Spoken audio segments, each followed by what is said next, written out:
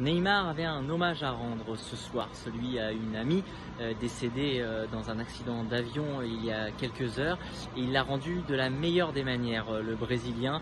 Il a lancé tout simplement sa saison face aux Girondins de Bordeaux, alors qu'il en était à 1 but et 3 passes décisives en 10 matchs cette saison, des stats pas habituels pour lui.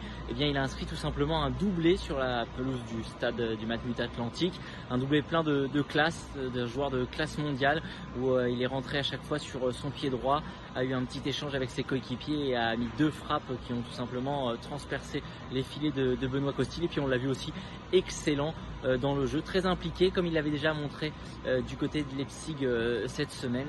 Donc Neymar semble avoir enfin lancé sa saison avec le Paris Saint-Germain.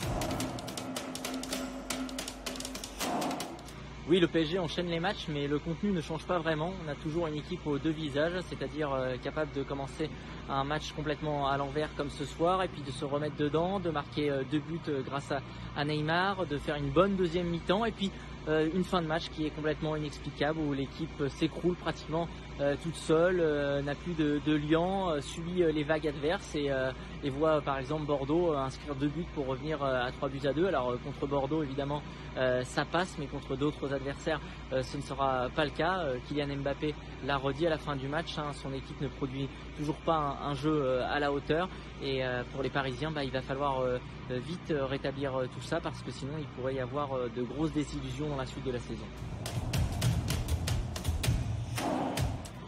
On commence à avoir une vraie équipe. Cette phrase, c'est celle de Gérard Lopez, le propriétaire et président des Girondins de Bordeaux. Et c'est vrai que son équipe commence vraiment à ressembler à quelque chose. Il y avait eu déjà des progrès qui avaient été montrés ces dernières semaines, avec une équipe qui avait notamment renversé Reims la semaine dernière. Eh bien, ce soir, malgré l'adversaire, malgré le score aussi de 3-0 à un moment du match, son équipe n'a pas lâché, a continué à jouer.